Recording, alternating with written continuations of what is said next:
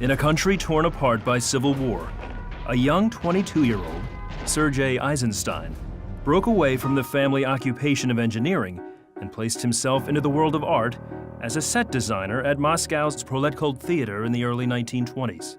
A very interesting man, a very complex man, a man who came to cinema from the theater, and I think that always stayed with him. A man who's terribly concerned with arranging the actors and the scenery within the frame, mise en scène, and a man who passionately believed that the art of editing was fundamental to filmmaking.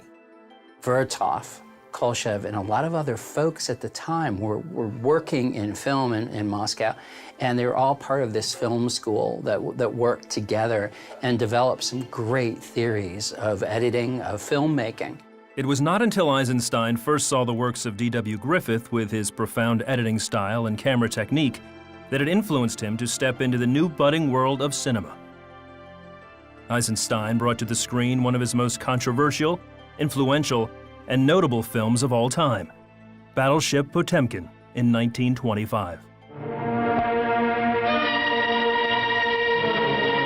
When people talk about Eisenstein and they talk about the Battleship Potemkin, everybody goes to the Odessa Steppe sequence. You know, Woody Allen, Brian De Palma, lots of folks have referenced it in films. Battleship Potemkin is one of the great all-time films in film history.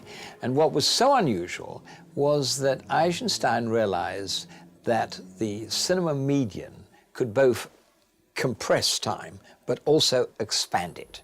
He came to it by thinking about pictograms and how the Chinese and the Japanese in their language take pictures, and they take one picture and put it with another picture and come up with a third kind of meaning. I'd like to try and take and build on Eisenstein and think about taking inside each image parts of the image and how those parts of the image interact with one another, much like a pictogram, and how it creates a greater whole within the frame. And then that would be a word or that would be a phrase, and then that phrase is then put in conjunction with another phrase that makes a paragraph or makes a sentence, and hence we have a film language or literature that's building a story through montage, but also through composition, also through framing. So you're taking all these building blocks, letters if you would, and pulling them together to create a visual story or a visual emotion or a visual idea. Eisenstein really kind of decoded that and began it, and people have built on it ever since.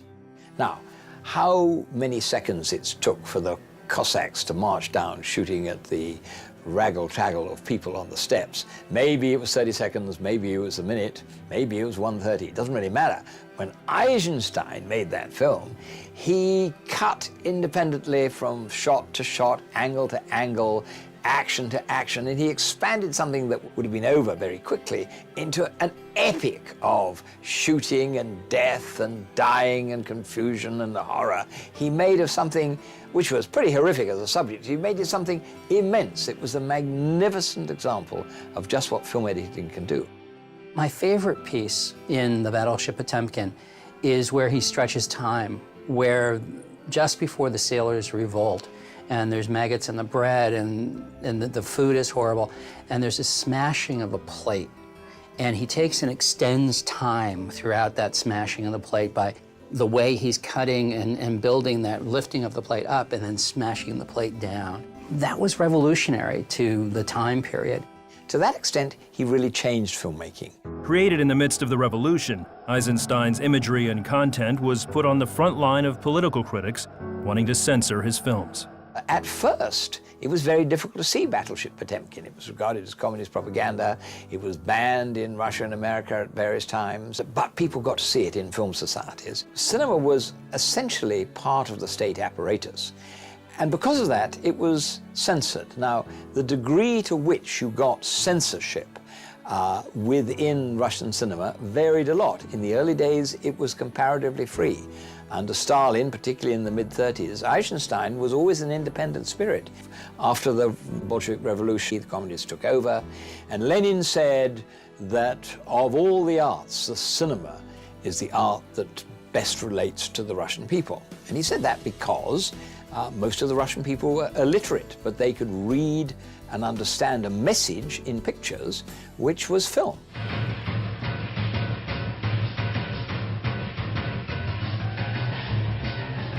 Today, Steven Soderbergh, who's a very advanced director, he did Traffic, he did Erin Brockovich, very much uses Eisenstein's structure of film editing.